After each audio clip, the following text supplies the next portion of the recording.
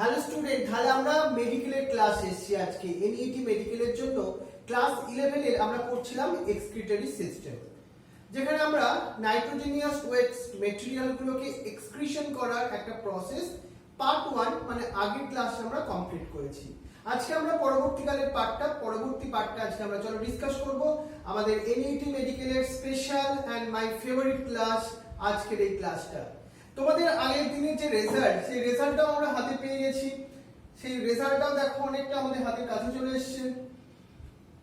সেই result wise আমরা যদি নাম বলি, তোমাদের মধ্যে সবথেকে এখনো হাইয়েস্ট র্যাঙ্ক 1 নম্বর র্যাঙ্ক পেয়ে আছে রোহন চক্রবর্তী, যে তোমার 400 মার্কস পেয়েছে টোটাল।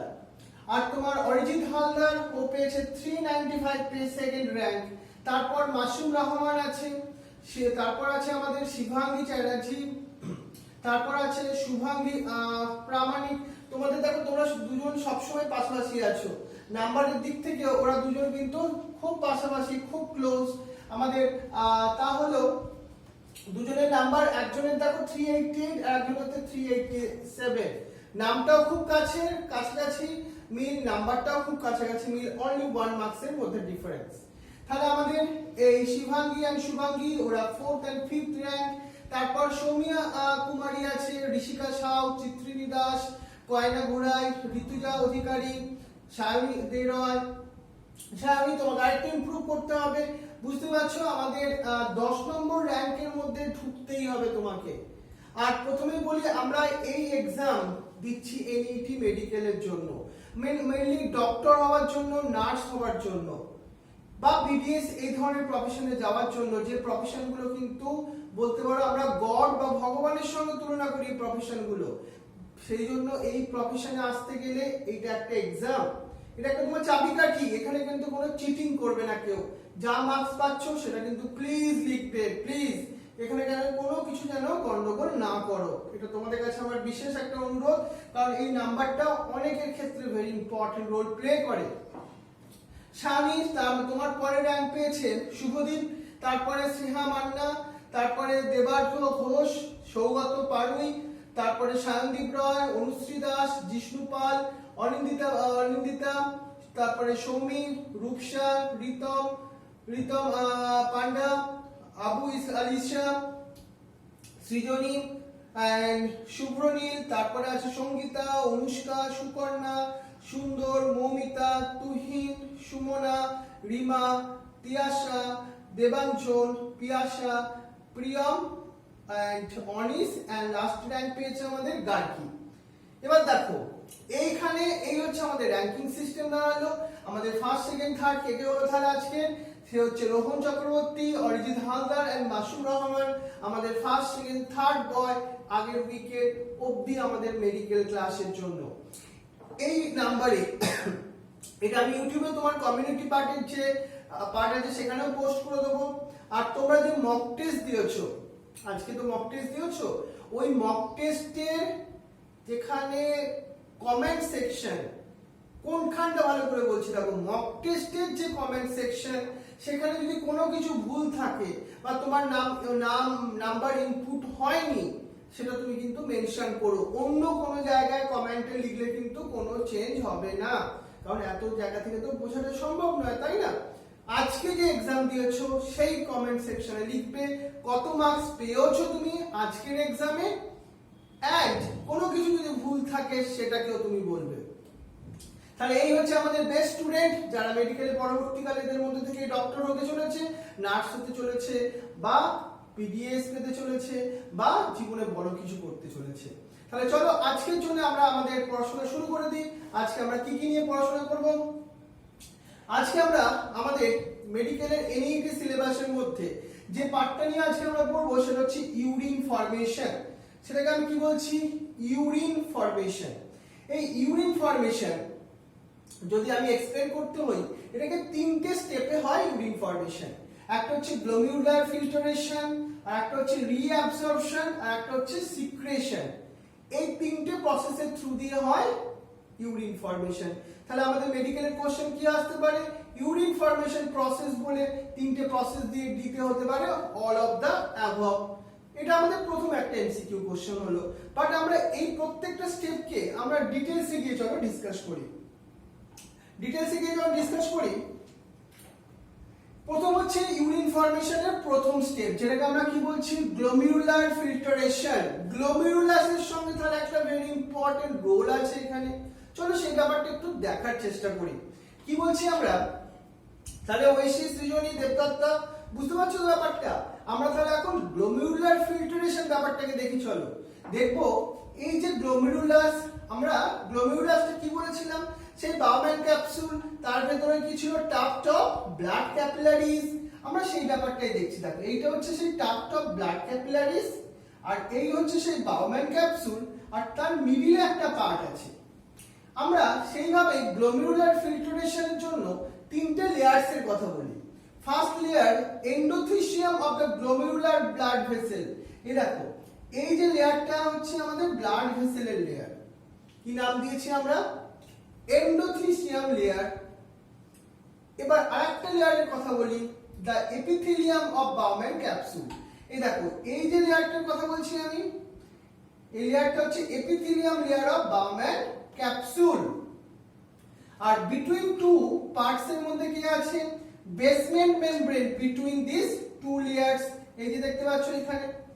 তাহলে এই তিনটে layer very important role play করে in the glomerular filtration process। Clear হলো জিনিসটা? এবার দেখো তাহলে এই তিনটে পার্ট দিয়ে আমাদের কোশ্চেন হতে পারে। কনসেপ্টটা মেডিকেলের জন্য একদম ডিপলি বুঝবো, একদম ক্লিয়ার এন্ড কনফিডেন্ট ওয়েতে বুঝবো আমরা। তাহলে আমরা ফার্স্ট বলি, এই দেখো এইটা আমি তাহলে কি বললাম, ওই গ্লোমেরুলার যে তোমার ব্লাড ক্যাপিলারিজ তার মেমব্রেন, আর মিডিলের এই পার্টটাকে কি বললাম আমরা, বেসমেন্ট মেমব্রেন। আর এই হচ্ছে তোমার মানে এই লেয়ারের পার্টটা, সেটা হচ্ছে বাউম্যান ক্যাপসুলের মধ্যে এই লেয়ারটার কথা বললাম। তাহলে the epithelial cells of the Bowman capsule, তাহলে এই হচ্ছে epithelial cells of the Bowman capsule, এই পার্টটা, সেটাই বলছি আমরা। এর মধ্যে তুমি স্পেশাল টাইপ অফ কিছু অ্যারেঞ্জমেন্ট দেখছো। দেখো this arrangement are called the podocyte. কি বলছি আমরা এটাকে, পোডোসাইট। Arrange in an intricate manner so leave some minute spore। এই যে তোমার পোডোসাইটস গুলো দেখো এমন ভাবে অ্যারেঞ্জ হয়ে আছে, এখানে সাম স্পোর্স ডেভেলপ হয়েছে। এই পোর্স গুলোকে আমরা কি বলছি, পোর্স গুলোকে বলছি ফিল্টারেশন স্লিট অর পোর্স। দেখতে পাচ্ছ এটা, ফিল্টারেশন স্লিটস অর পোর্স। আমরা সেই ছাঁকনি দেখি না, চা ছাঁকি, সেই ছাঁকনির মধ্যে যে পোর্স গুলো প্রেজেন্ট আছে সেটাকে আমরা বলছি ফিল্টারেশন স্লিট। এবার দেখো আমরা এই হচ্ছে আমাদের সেই গ্লোমেরুলাস, আমরা বলেছিলাম এটা ছিল টাফট অফ ব্লাড ক্যাপিলারিজ। এবার যদি তোমাকে বলি এই টাফট অফ ব্লাড ক্যাপিলারিজ এর মধ্যে একটা পার্ট ছিল আমাদের, দেখো তাহলে আমরা যেটাকে নিয়ে ডিসকাস করছিলাম, আমাদের এই অ্যাফারেন্ট আর্টেরিওলস এর কথা আর একটা বলছিলাম ইফারেন্ট আর্টেরিওলস এর কথা। এদের মধ্যে ডিফারেন্সটা কি, এই যে টাফট অফ ব্লাড ক্যাপিলারিজ এটা কিন্তু আমরা গ্লোমেরুলাস বললাম।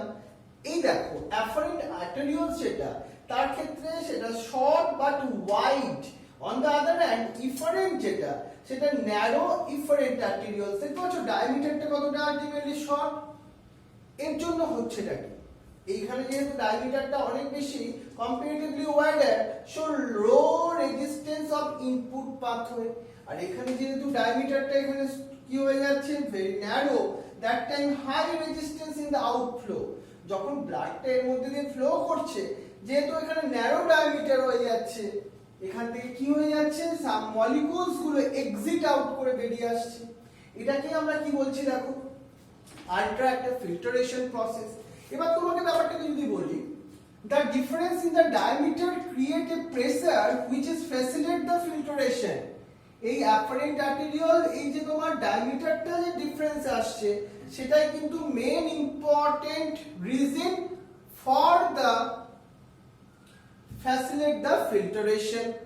এবার কি হবে দেখো, এখান দিয়ে তো ব্লাড পাস করছিল, সো ব্লাডই ফিল্টার হবে। Blood filter almost all the consistent of the plasma. Plasma ছিল ব্লাডের লিকুইড পার্ট। এবার জেনারেলি অল ম্যাটেরিয়ালস এখান থেকে কি করে, mainly the nitrogenous waste material, glucose, amino acids, এইগুলো কি হয়ে যায়, এক্সিট আউট হয়ে যায় from the blood to Bowman's ক্যাপসুলের মধ্যে।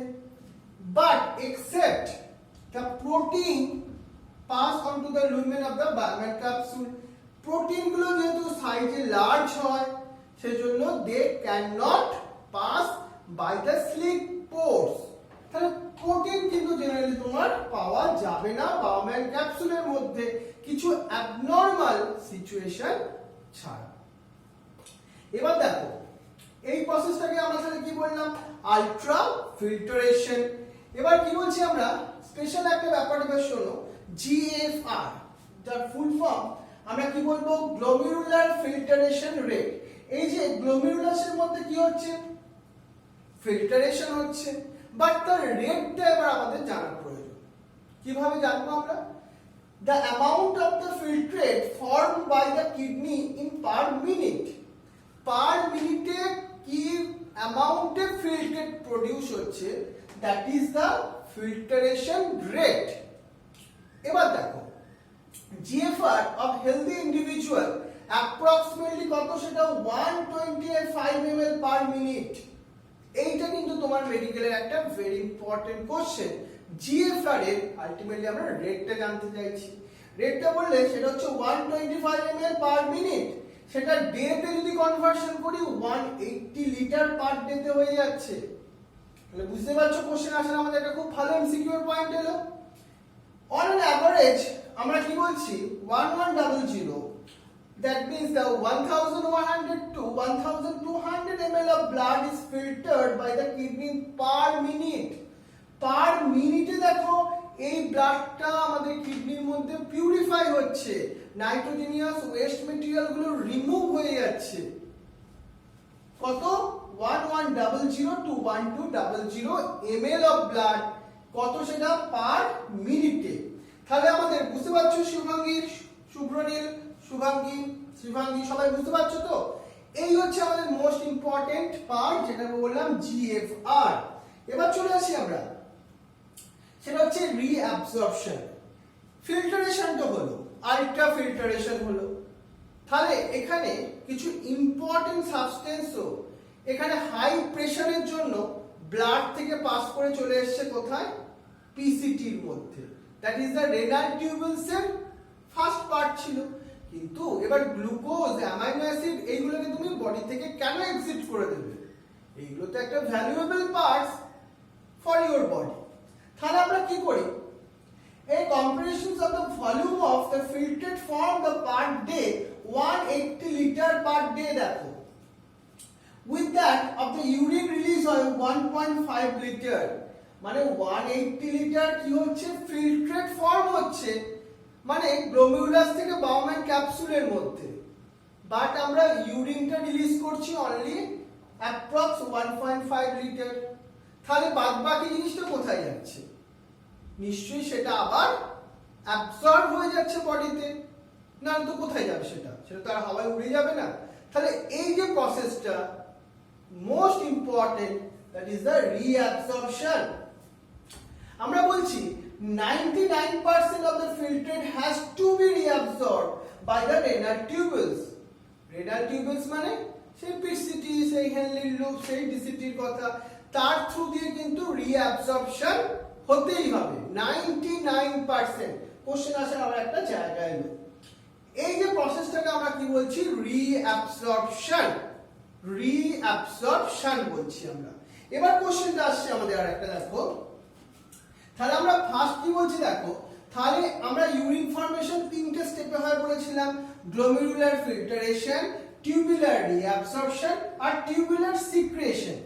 আমরা দেখো এই যে এখানে দেখাচ্ছি, এইটা হচ্ছে পিসিটি, পিসিটি থেকে অ্যারোটা কোন দিকে দিয়েছি, ব্লাড ভেসেলের দিকে, মানে এখান থেকে কিছু সাবস্টেন্স ব্লাডের মধ্যে রিঅ্যাবসর্পশন হয়ে যাচ্ছে। ক্লিয়ার হলো ব্যাপারটা? নেক্সট দেখো, এবার আসবো রিঅ্যাবসর্পশন কোন কোন মলিকিউলস গুলো হয়, যেগুলো ইম্পর্টেন্ট মলিকিউলস সেইগুলোই, বাট এখানে আমাদের কিছু নাম জানতে হবে এবং তারা কোন প্রসেসের থ্রু দিয়ে রিঅ্যাবসর্পশন হয় এটা ইম্পর্টেন্ট। যেমন glucose, amino acids in the facilitated ফিল্ট্রেটের মধ্যে যে গ্লুকোজ থাকে, অ্যামাইনো অ্যাসিড থাকে, সেটা ব্লাডের মধ্যে আবার রিঅ্যাবসর্ব হবে through the actively process. Actively মানে with the help of ATP. Question আসার খুব ভালো জায়গা এটা। বোর্ডের সঙ্গে মেডিকেলের ডিফারেন্সটা বুঝতে পারছো তো এবারে? এখানে আমরা কিন্তু অনেক মাইনিউটলি খুব ডিপে গিয়ে ব্যাপারটাকে ইজি ভাবে অ্যানালাইসিস করে বুঝে রাখবো। Whereas the nitrogenous waste are reabsorbed also, but সেটা কোন প্রসেসের থ্রু দিয়ে? প্যাসিভ ট্রান্সপোর্টের থ্রু দিয়ে।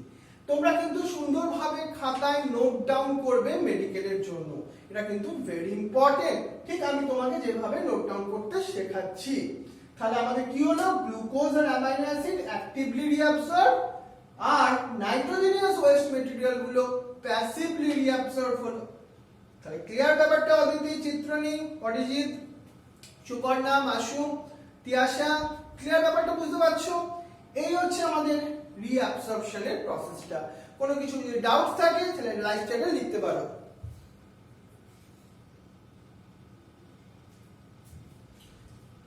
ক্লিয়ার ব্যাপারটা? দেখো এবার আমরা আসি টিউবুলার সিক্রেশন। এই দেখো টিউবুলার সিক্রেশনে আমাদের মেইন কথাটা কি হচ্ছে? আমরা অ্যারোটা দিচ্ছি ব্লাড ভেসেলস থেকে কোথায়? ডিসিটির মধ্যে।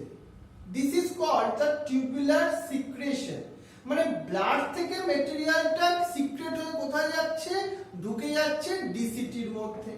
আমরা তাই বলছি during urine formation the tubular cells secrete some substance like H+, K+, and the ammonia into the filtrate. তাহলে কোন কোন সাবস্টেন্স গুলো মেইনলি সিক্রেশনে পার্টিসিপেট করছে? H+, K+ and ammonia। এই স্টেপটাও কিন্তু মোস্ট একটা important step of the urine formation. এটার main ফাংশনটা কি জানো? যদি তোমাকে বলা হয় টিউবুলার সিক্রেশনের most important function, so it help the maintenance the ionic and acidic base balance of the body fluids. তাহলে আমাদের এমসিকিউ কোশ্চেনে আমাদের কেমন কোশ্চেন দেওয়া যেতে পারে? Tubular secretion helping option A ionic balance, option B acid base balance. অ্যানসারটা আসবে তাহলে both A and B answer. তাহলে এই হচ্ছে সাবস্টেন্স গুলো সিক্রেশন। এছাড়া কিছু পিগমেন্টসও কিন্তু এই টিউবুলার সিক্রেশনে পার্টিসিপেট করে। এবার চলে আসি আমাদের মোস্ট ইম্পর্টেন্ট একটা পার্ট, যেটা আমাদের মেডিকেলের জন্য ইম্পর্টেন্ট আছে, নেই তা নয়। সেটা হচ্ছে mechanism of concentration of the filtrate. Filtrate যেটা, সেটাকে কনসেন্ট্রেট করতে হয়। তার মধ্যে থেকে ওয়াটার যেমন রিঅ্যাবসর্পশন করতে হয়, ডিফারেন্ট আয়নস গুলোকেও এর মধ্যে ইনসার্টেড করতে হয়। কেন করব? এক্সেস অ্যামাউন্ট অফ ওয়াটার যাতে বডি থেকে রিলিজ না হয়ে যায়, কারণ water is the most important substance in your body. তাহলে এবার আমরা দেখি আমাদের যে জিএফআর তৈরি হয়েছিল, গ্লোমেরুলাস ফিল্ট্রেশনে এসেছিল, সেটাকে আমরা কিভাবে কনসেন্ট্রেট করব, করে সেটাকে ইউরিনের থ্রু দিয়ে বডির মধ্যে দিয়ে পাস আউট করে দেবো। এবার দেখিনি আমরা কারা এখানে হেল্প করে, কোন পার্টসটা?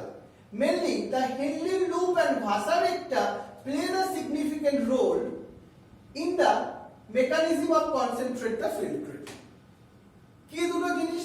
এই দেখো আমরা দেখেছিলাম এই হচ্ছে আমাদের হেনলি লুপ, আর তাকে সারাউন্ড করে যে ব্লাড ভেসেলসটা আছে সেটাকে আমরা বলছিলাম ভাসা রেক্টা।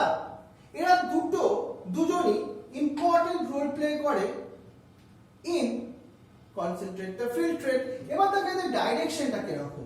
এরা দেখো এদিক থেকে নিচের দিকে নামছে, আবার এটা উপর দিকে উঠছে, মানে এটা opposite direction. On the other hand এটা দেখো নিচের দিকে নামছে, ব্লাড ভেসেল ভাসা রেক্টা উপর দিকে উঠছে, opposite direction. So it is called the counter current. Two limbs of the Henle loop in opposite direction, এটা downwards, এটা upwards. Also the flow of blood flow in the two limbs of vasa recta also the opposite direction. এখানে দেখো এটা downward movement of blood, এখানে ব্লাডটা হচ্ছে upward movement। তাই এটাকে আমরা অপোজিট ডাইরেকশন বলছি। So it is called the counter current mechanism, opposite direction বলে। এবার দেখি আমরা কি হচ্ছে এখানে। দেখো, the proximity between the Henle loop and vasorector as well as the counter current them, এদের দুজনের মধ্যে কাউন্টার কারেন্ট হবে কেন ভাসারেক্টা এন্ড হেনলি লুপের মধ্যে? কারণ they are very close to proximate, তারা এতটাই ক্লোজে অ্যাটাচ হয়ে আছে। ভাবো, ফর দ্যাট রিজন কিছু মেটেরিয়াল এক্সচেঞ্জ হতে পারবে, ট্রান্সপোর্ট হতে পারবে। মানে আমাদের ইনফরমেশনটা এলো both the blood vasorector and the Henle loops have the close proximity. It is help to maintaining the increasing and osmolarity towards the inner medullary interstitium. আমরা দেখছিলাম কি Henle loop পার্টটা একটা কিডনির কোন পার্টের মধ্যে ছিল? কর্টেক্স না মেডুলা? মেডুলা পার্টের মধ্যে ছিল, তাই তো শুভাঙ্গী, শিবাঙ্গী, ঋতুজা? তাই তো আমরা এটাই তো পড়েছিলাম। হেনলির লুপটা কোথায় ছিল? সেটা মেডুলা পার্টের মধ্যে। আর এখানে কি হচ্ছে? Help to maintaining increase the osmolarity in the towards the, কোথায় এটা?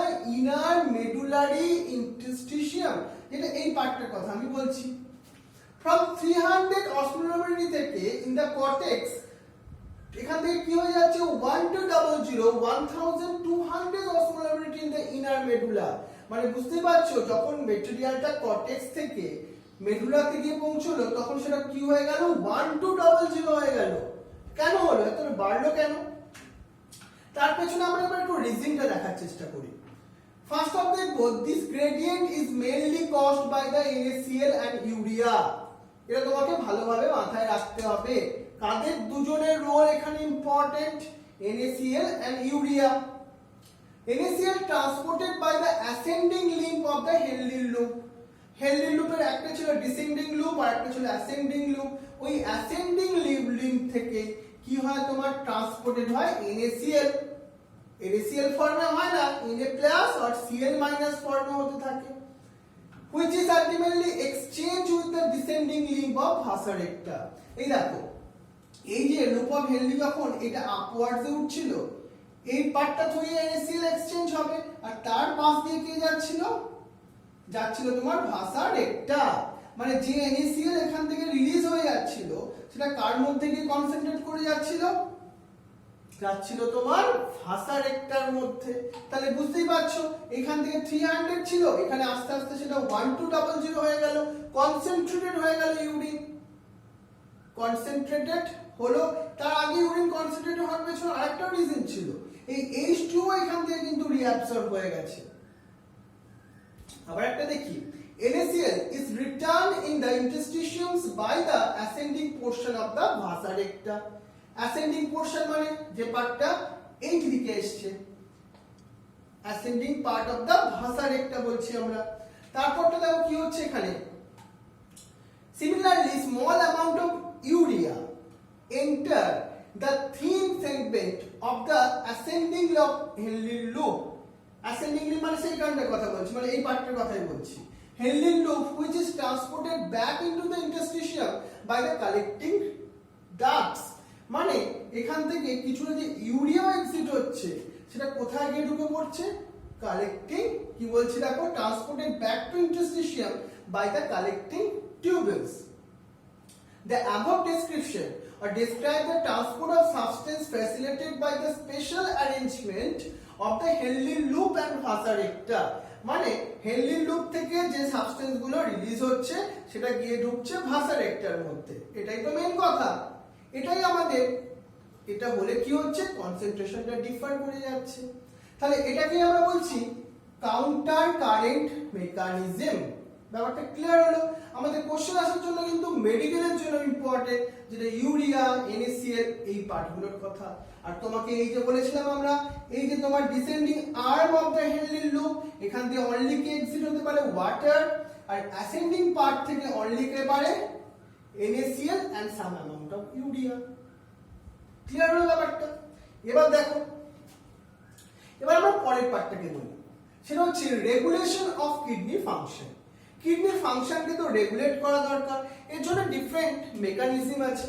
আমরা এখানে মোস্ট ইম্পর্টেন্ট ফার্স্ট মেকানিজমটার কথা বলবো, that is the regulation by ADH, anti diuretic hormone, যার আরেকটা নাম ভেসোপ্রেসিন। কি বললাম? ভেসোপ্রেসিন।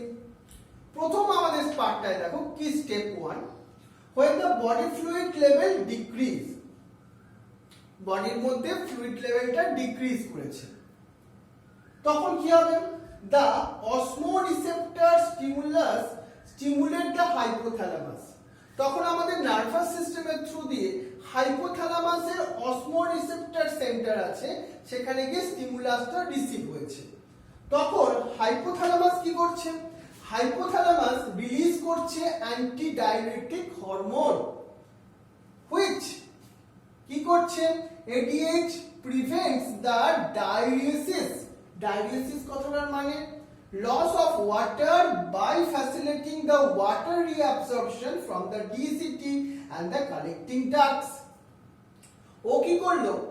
ইউরিনের থ্রু দিয়ে ওয়াটার এক্সিট হওয়াটাকে কমিয়ে দিতে থাকলো, মানে ও আরো বেশি ওয়াটার রিঅ্যাবসর্পশন করে নিতে থাকলো, ওয়াটার রিঅ্যাবসর্পশন করে নিতে থাকলো।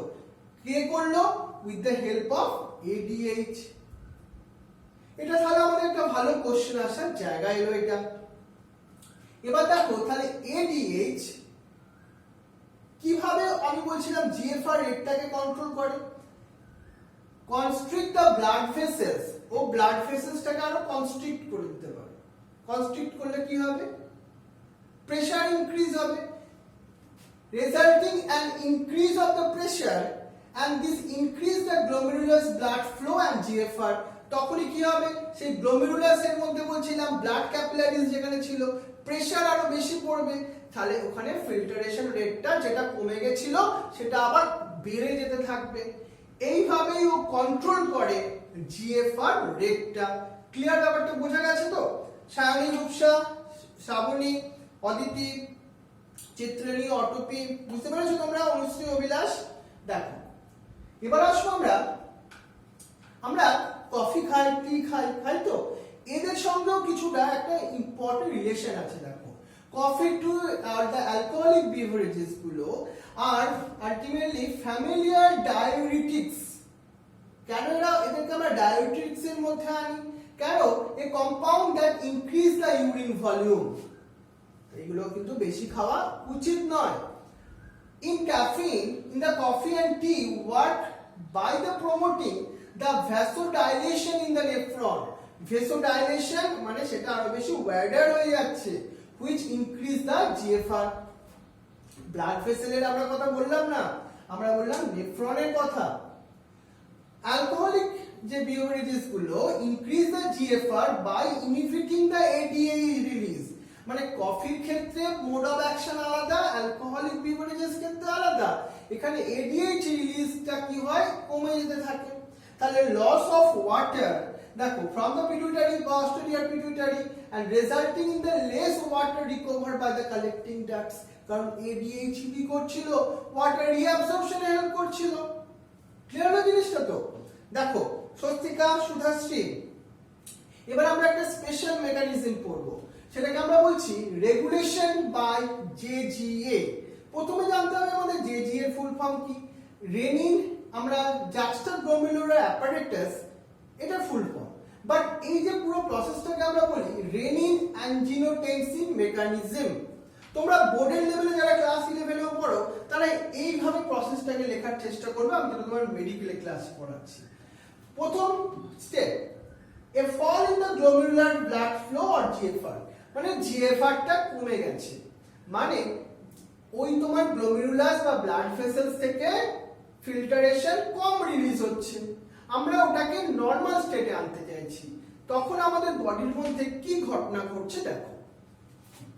activates the GG cells in release the renin, তখন একটা স্পেশাল সেলস আছে, সেলটার নাম বলছি আমরা জেজি সেলস। এই সেলের মধ্যে রেনিন থাকে, সেটা প্রোরেনিন ফর্মে থাকে, বাট তখনই সে রেনিন রিলিজ করে। কখন? যখন জিএফআর টা ফল করেছে তখনই জি সেল থেকে রেনিন রিলিজ হয়। রেনিনটা যখনই রিলিজ হবে ও কি করে দেখো, অ্যাঞ্জিওটেনসিনোজেন বলে একটা প্রোটিন ছিল ব্লাডের মধ্যে। কোথায় ছিল? ব্লাডের মধ্যে। এই যে রেনিন যেটা রিলিজ হলো, সেই রেনিনটা অ্যাঞ্জিওটেনসিনোজেনকে কিসে কনভার্সন করলো? অ্যাঞ্জিওটেনসিন 1 কিসে কনভার্সন করলো? অ্যাঞ্জিওটেনসিন 1। এই অ্যাঞ্জিওটেনসিন থেকে 1 থেকে কি তৈরি হলো? অ্যাঞ্জিওটেনসিন 2। এটা হচ্ছে একটা পাওয়ারফুল ভেসো কনস্ট্রিক্টর, যারা ব্লাড ভেসেলকে কনস্ট্রিক্ট করে দিতে পারে। এবার দুটো ঘটনা ঘটছে। এই যখন ভেসো কনস্ট্রিকশন করলো, increase the glomerulus blood pressure and GFR increase করে গেল। কারণ ওই যে গ্লোমেরুলাসের ব্লাডের তো ওই যে আরো বেশি ন্যারো করে দিল, তাহলে প্রেশার তো বাড়লো, তাহলে ফিল্ট্রেশন রেট বেড়ে গেল। এটা ছাড়া আরেকটা প্রসেসও ফলো আপ করে, ও অ্যাক্টিভেট করে অ্যাড্রিনাল কর্টেক্সকে। কে অ্যাড্রিনাল কর্টেক্সকে অ্যাক্সিলারেট করে? অ্যাঞ্জিওটেনসিন 2। এই অ্যাড্রিনালিন রিলিজ করে অ্যালডোস্টেরন অ্যাড্রিনালিন কর্টেক্স থেকে, which reabsorption of Na+ and ওয়াটারকে আরো বেশি বাড়িয়ে দেয়। এতে কি হয়? গ্লোমেরুলার ব্লাড প্রেশার আর জিএফআর টা বাড়তে থাকে। এই মেকানিজমটা most important by the renin angiotensin mechanism বলছি আমরা। ক্লিয়ার? বুঝতে পারলে তো? সুন্দর দেবাঞ্জন। দেখো এবার আমরা আসি আরেকটা মেকানিজম রেগুলেশনের জন্য, that is called regulation by ANF. কি সেটা? ANF check on renin angiotensin mechanism. এই রেনিন অ্যাঞ্জিওটেনসিন মেকানিজমকে বলতে পারো কন্ট্রোল করে কে? সেটা হচ্ছে আমাদের এএনএফ। কেমন ভাবে করে সেটা আবার তুমি দেখো ভালো করে। And increase in the blood flow in the arteria of the heart. হার্টের মধ্যে যে ব্লাড ভেসেলস গুলো আছে সেখানে কি হয়েছে? ব্লাডের ফ্লো ইনক্রিজ করেছে। তখনই কি হচ্ছে দেখো, রিলিজ হচ্ছে arterial natriuretic factor or ANF, which cause the vasodilation, that means dilation of the blood vessels। ও সেই গ্লোমেরুলাসের যে ব্লাড ভেসেলস তাকে ডাইলেট করে দিচ্ছে, মানে ওয়েডার করে দিচ্ছে। এতে প্রেসারটা কি হয়ে যাচ্ছে? প্রেসারটা ফল করছে ইন দা গ্লোমেরুলাসের মধ্যে। তখন decrease the blood pressure. Blood pressure decrease করলে জিএফআর রেটটাও কমে যেতে থাকবে। মানে জিএফআর রেট বেড়ে গেলেও তাকে কন্ট্রোল করতে হবে, আর কমে গেলেও তাকে আবার বাড়াতে হবে। এইভাবে আমরা কি করতে পারি? রেগুলেট করতে পারি এই তিনটে মেকানিজমের থ্রু দিয়ে। তাহলে ক্লিয়ার ব্যাপারটা বোঝা গেছে তো জিনিসটা? দেখো এবার আমরা পরের পার্টটায় আসি, যেটাকে বলছি আমরা মিকচুরেশন। মিকচুরেশন ব্যাপারটা কি? Urine form get store in the urinary bladder. Urine form হওয়ার পর সেটা কোথায় গিয়ে স্টোর থাকে? ইউরিনারি ব্লাডারের মধ্যে। Till a voluntary signals given by the central nervous system. Central nervous system যতক্ষণ না কোনো সিগন্যাল দেয় সেটা ইউরিনারি ব্লাডারের মধ্যে ইউরিনটা স্টোর থাকে। The gradual filling of urinary bladder call it's stretching. এর মধ্যে একটা ট্রানজিশনাল এপিথেলিয়াম লেয়ার আছে ইউরিনারি ব্লাডারের মধ্যে, ওটা স্ট্রেস হতে থাকে। স্ট্রেস হলে কি হয়? Result stress receptor on the impulse to CNS. যখনই ওটা ফিল্ডেড হয়ে যাচ্ছে বাবু, তখনই ওটা স্ট্রেস হচ্ছে। স্ট্রেস হলে ও একটা ইম্পালস সেন্ড করে দিচ্ছে to CNS, central nervous system. The CNS process on motor message. তখনই সিএনএস থেকে, সেন্ট্রাল নার্ভাস সিস্টেম থেকে একটা মেসেজ চলে আসছে মোটর নিউরনসের থ্রু দিয়ে। কি করছি? সেখানে contraction of the smooth muscle of the bladder. সেই মেসেজ এলে এই যে তোমার ইউরিনারি ব্লাডারে একটা স্মুথ মাসেলস, ওটা কন্ট্রাকশন হচ্ছে। stimulates the relaxation of the urethral sphincter। Urethra বলে একটা পার্ট ছিল ইউরিনারি ব্লাডারের সঙ্গে অ্যাটাচ, ওটাও রিল্যাক্সড হচ্ছে, ওপেন হচ্ছে, তখন ইউরিনটা রিলিজ হয়ে যাচ্ছে। এই প্রসেসটাকে আমরা বলছি মিকচুরেশন। এইভাবে মিকচুরেশন প্রসেসটা কন্ট্রোলও হয়। এই যে টোটাল প্রসেসটা একটা নিউরাল মেকানিজমের থ্রু দিয়ে হয়, সেই প্রসেসটাকে আমরা বলবো মিকচুরেশন রিফ্লেক্স। ক্লিয়ার তো জিনিসটা? নেক্সট দেখো, an adult human এক্সক্রিট করি আমরা 1 to 1.5 লিটার অফ ইউরিন, যার মধ্যে থাকে 25 to 30 গ্রাম অফ ইউরিয়া পার ডেতে। আর আমরা হিউম্যান ইউরিওটেলিক অর্গানিজম, সেটা তোমাকে আমি আগেই বলেছি। এবার দেখো, এই যে ইউরিন, তার যদি তুমি ক্যারেক্টারিস্টিক ফিচার জানতে চাও, কি জানবে? এটা লাইট ইয়েলো কালার। এবার কোশ্চেন হচ্ছে কেন yellow colour? Due to the presence of ইউরোক্রোমের জন্য। আর এই ইউরিনের মধ্যে এটা কি আছে? এটা একটা ওয়াটারি ফ্লুইড, স্লাইটলি অ্যাসিডিক, যার পিএইচ কিন্তু 6। এটাও কিন্তু আমরা ভালো করে মাথায় রাখবো। ইউরিনের মধ্যে নরমাল কনসিস্টিউয়েন্ট যদি বলি, কি কি থাকে? থাকে তোমার urea, small amount of creatinine, hippuric acid, এইগুলো। অ্যাবনর্মাল কিছু কনসিস্টেন্টের কথা বললে গ্লুকোজ থাকতে পারে, ব্লাড থাকতে পারে, তাই না? সো ইউরিন টেস্ট কিন্তু একটা মোস্ট ইম্পর্টেন্ট একটা টেস্ট ফর ক্লিনিক্যালি ডায়াগনোসিস করার জন্য কিডনির ফাংশনকে। Role of other excretory organ, kidney ছাড়া আমাদের বডিতে কি আর কোনো অর্গানস নেই যারা এক্সক্রিশনের রোল প্লে করে? তার অ্যানসারটা হচ্ছে ইয়েস, হ্যাঁ আছে। সেগুলো কি কি? সেগুলো হচ্ছে আমাদের লাংস, সেগুলো হচ্ছে লিভার, সেগুলো হচ্ছে আমাদের স্কিন। এবার চলো আমরা দেখি লাংসের থ্রু দিয়ে কি হয়। লাংসের থ্রু দিয়ে হয় রিমুভ দ্য কার্বন ডাই অক্সাইড 18 লিটারস পার ডেতে। তার সঙ্গে সঙ্গে কিছু ওয়াটার ভেপারও রিলিজ হয় লাংসের থ্রু দিয়ে। এবার দেখো লিভারের থ্রু দিয়ে কি সিক্রেট হয়? যেটা সিক্রেট করে বাইল। বাইল কোথা থেকে তৈরি হয়? আরবিসি কে ব্রেক ডাউন করলে তার মধ্যে কন্টেন করে বিলিরুবিন এন্ড বিলিভারিন বলে কিছু সাবস্টেন্স, কোলেস্টেরল, কিছু ডিগ্রেডেড স্টেরয়েডস, হরমোনস, কিছু ভিটামিনস, কিছু drugs, and most of them pass out along with the digestive waste material এর সঙ্গে ওটা রিলিজ হয়ে যায়। এটা তোমার কোশ্চেন আসছে কোথা থেকে? এই যে তোমার বাইরের মধ্যে কোন কোন সাবস্টেন্স গুলো কন্টেন করে, সেটা আমার মেডিকেল লেভেলের কোশ্চেন। এইগুলো শুধু মনে রাখবে। এবার দেখি আমাদের স্কিনের মধ্যে টু টাইপ অফ গ্ল্যান্ড যারা এক্সক্রিশনে ইম্পর্টেন্ট রোল প্লে করে, যারা হচ্ছে সোয়েট আর একটা হচ্ছে সেবাসিয়াস গ্ল্যান্ড। এই যে সোয়েট গ্ল্যান্ড, এখান থেকে সিক্রেট হয় সোয়েট। এই সোয়েটের মধ্যে কি কন্টেন্ট করে? এটা আমার মেডিকেলের question. Water, NaCl, urea and some amount of lactic acid also is secreted. আর সেবাসিয়াস গ্ল্যান্ডের থেকে এলিমিনেট করে লাইক সাবস্টেন্স, স্টেরলস, কিছু হাইড্রোকার্বন এন্ড কিছু ওয়্যাক্স থ্রু দ্য সিবাম। তাহলে সেবাসিয়াস গ্ল্যান্ড থেকে সিবাম সিক্রেশন হয়, যার মধ্যে থাকে ওয়্যাক্স, কিছু হাইড্রোকার্বন, কিছু sterols. On the other hand sweat glands এর থ্রু দিয়ে যে সোয়েট সিক্রেশন হয়, তার মধ্যে থাকে NaCl, water, urea and lactic acid. এটা তোমার জন্য ভেরি ইম্পর্টেন্ট একটা পার্ট। এবার দেখো disorder of the excretory system. Disorder কি কি হতে পারে? আমাদের সিলেবাসের মধ্যে তিনটে ডিসঅর্ডারের কথা বলবো। একটা হচ্ছে ইউরেমিয়া, রেনাল ক্যালকিউলি আর গ্লোমেরুলার নেফ্রাইটিস। প্রথম জায়গাটা দেখি আমরা, সেটা হচ্ছে ইউরেমিয়া। নাম থেকে বুঝতে পারছি accumulation of urea in blood which may lead to the ultimately failure।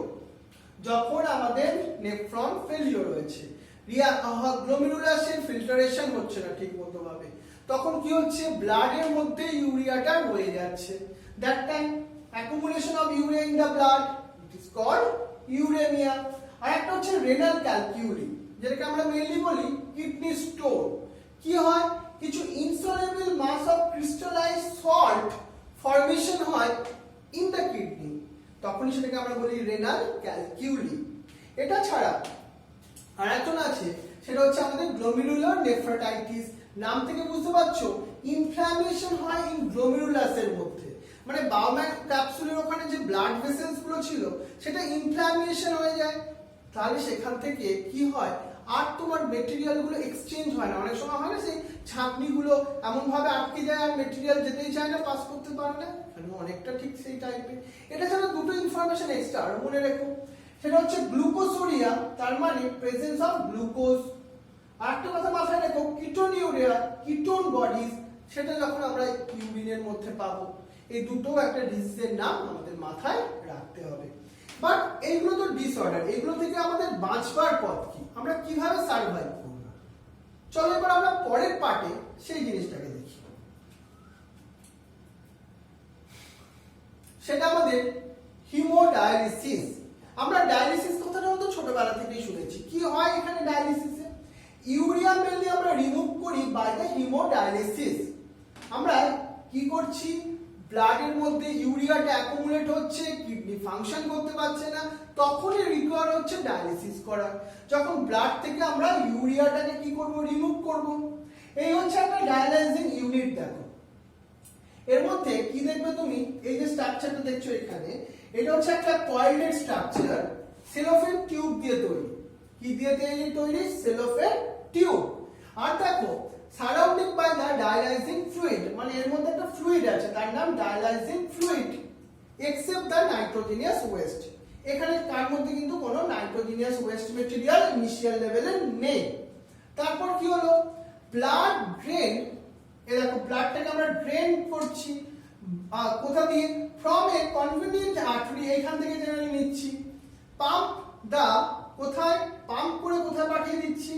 পাঠিয়ে দিচ্ছি আমরা এই যে তোমার ডায়ালাইজিং ইউনিটে। বাট এইখানে পাস করবার সময় আমরা কি অ্যাড করছি? অ্যান্টিকোয়াগুলেটিং এজেন্ট হেপারিন, যাতে বডির আউটসাইডে এলে ব্লাডটা কোয়াগুলেট না করে যায়। তারপর এখন এসে গেছে এখানে ডায়ালাইজিং ইউনিটে। The pores of the cellophane membrane, এখানে তো সেলোফেন টিউব দিয়ে তৈরি, এই পোর্স গুলো এমন ভাবেই আছে that allow the passage of the molecules based on the concentration gradient, আর নাইট্রোজেনিয়াস ওয়েস্ট মেটেরিয়াল গুলোই অনলি এখান থেকে পাস করে ডায়ালাইজিং ফ্লুইডস এর মধ্যে চলে আসছে। এই nitrogenous waste are absent in the dialysing fluid, ওখানে তো কোনো ডায়ালাইজিং সাবস্টেন্স ছিল না, তাহলে এইখানে আমাদের ব্লাডের মধ্যে কি ছিল? নাইট্রোজেনিয়াস ফ্লুইড ছিল। সেই জন্য এখানে কি হচ্ছে দেখো, this substance freely move out, they ultimately cleaning the blood. আমাদের উদ্দেশ্যটা কি ছিল? নাইট্রোজেনিয়াস মেটেরিয়াল গুলোকে, নাইট্রোজেনিয়াস হার্মফুল মেটেরিয়াল গুলোকে রিমুভ করে দেওয়া। এখানে সেই ঘটনাটাই ঘটলো। আবার ব্লাডটাকে আমরা পাম্প করে বডির মধ্যে ইন্ট্রোডিউস করব, তখন আবার কি করতে হবে? অ্যান্টি হেপারিন সাবস্টেন্স মিক্স করে দিতে হবে, যাতে হেপারিনের ফাংশনটা ওখানে নষ্ট হয়ে যায়। এই হচ্ছে আমাদের হিমোডায়ালিসিস। কোশ্চেন আসার কিন্তু এইগুলো ভেরি ইম্পর্টেন্ট একটা জায়গা। এবার দেখো একটা লাস্ট টপিক দেখি, কিডনি ট্রান্সপ্ল্যান্টেশন। যখন ডায়ালিসিস করেও প্রবলেম সলভ হচ্ছে না, তখন আমাদের করতে হয় কিডনি ট্রান্সপ্ল্যান্টেশন, যেখানে আমরা কি করব? It is the ultimate method. তাহলে এটাও আমাদের কোশ্চেন দেওয়া যেতে পারে, which one is the ultimate method? It is the ultimately kidney transplantation. কখন করা হবে? যখন অ্যাকুট রেনাল ফেলিওরস হবে। কিন্তু যখন আমরা মনে রাখবো a functioning kidney is taken from the donor, এই ডোনার পাওয়া কিন্তু খুব টাফ। সেজন্য আমরা বলি it is better to receive kidney from the খুব ক্লোজ রিলেটিভস এর থেকে কিডনি নেওয়া যেতে পারে। To minimise the chance of the rejection by the immune system of the host. তোমার বডি একটা বাইরে থেকে ব্যাকটেরিয়া আসলেই তোমার কি করতে থাকে? তাকে রিজেকশন করে। বাট এখানে একটা হিউজ বড় অর্গান কি করে সেন্টার করাবে? সেই জন্য কিন্তু ক্লোজ রিলেটিভস এর থেকে জেনারেলি কিডনি নেওয়া উচিত। তাহলে প্রসেসটাকে আমরা বললাম কিডনি ট্রান্সপ্ল্যান্টেশন। এই হচ্ছে আমাদের আজকের ক্লাস এক্সক্রিশন। নিশ্চয়ই তোমার ভালো লেগেছে, কিন্তু কেমন ভালো লেগেছে? তুমি কি করো, এই ক্লাসটা শেষ হওয়ার পর আমি তোমাকে একটা স্টুডেন্ট ফিডব্যাক সার্ভে করতে চাইছি। তোমাকে আমি প্রথম কোশ্চেন দিয়েছি, how you satisfied are you with your current learning session or learning class থেকে তোমার কতটা ভালো লেগেছে? যদি একদমই ভালো না লাগে তাহলে 0 দাও, তোমার মোটামুটি ভালো লাগলে 4-5 দাও, খুব ভালো লাগলে 10 দাও। তাহলে তুমি অ্যানসারটা আমাকে কমেন্ট সেকশনে লিখে জানাবে 1 এর কি 6, 7, 8, মানে 1 এর 10, 1 এর 2, 1 এর 0 এইভাবে লিখো। সেকেন্ড কোশ্চেন দিয়েছি আমরা, thinking about my classroom teaching, ultimately it would be helpful for my teachers ultimately spend। মনে করো আমি তোমাকে এর থেকে কিন্তু আরো বেশি সময় ধরে যদি পড়াই, আরো ক্লাসটা কি বেটার হবে, না এর থেকে যদি কম সময় ধরে পড়াই তাহলে বেটার হবে? তাহলে আমরা 2 নাম্বারের অ্যানসার তোমার যেটা মনে হবে তুমি 2 এর সঙ্গে A, B যেটা তোমার মনে হচ্ছে সেটা দিও। 3 number, what things about my teaching, যেটা আরো বেশি মনে হচ্ছে তোমার ইমপ্রুভ করা দরকার, তোমার মনে হচ্ছে টিচিংটা বেশি ইমপ্রুভ করতে হবে, তাহলে তুমি 3 এর T দেবে। আর যদি তোমাকে মনে হচ্ছে প্রসিডিউরটা ইমপ্রুভ করতে হবে তাহলে তুমি 3 এর P দিও। আর যদি তোমার মনে হয় 3 এর ক্লাসরুমে এই কন্ডিশনটাকে আরো ডেভেলপ করতে হবে তাহলে আমরা 3 এর C দিও। মনে হয় যে তোমার দুটো প্রবলেম আছে, দুটোকে ইমপ্রুভ করার দরকার, তাহলে তুমি 3 এ টিপি দুটো দিও। তিনটেই যদি মনে হয় টিপি সি দিও আলটিমেটলি, কোনো অসুবিধা নেই। তুমি তোমার ট্রুথ সেটাকে দিও, আমি যাতে আরো বেশি ইমপ্রুভ করতে পারি পরের ক্লাসের মধ্যে। ঠিক আছে, তাহলে আজকে তোমাদের সবাইকে thank you very much every student যারা আজকে এই ক্লাস করলে। তোমরা খুবই ভালো স্টুডেন্ট, আমি তোমাদের জন্য খুব প্রাউড ফিল করি। কিন্তু এর ক্লাসের পরে আমরা কিছু এমসিকিউ ডিসকাস করব। এই আজকের টপিকের মধ্যে থেকে কি কি এমসিকিউ আসতে পারে তার জন্য তোমরা একটা নতুন ক্লাসে জয়েন করো। ওকে, থ্যাংক ইউ ভেরি মাচ। তাহলে আজকে আমরা এতখানি পড়লাম এই চ্যাপ্টারের মধ্যে।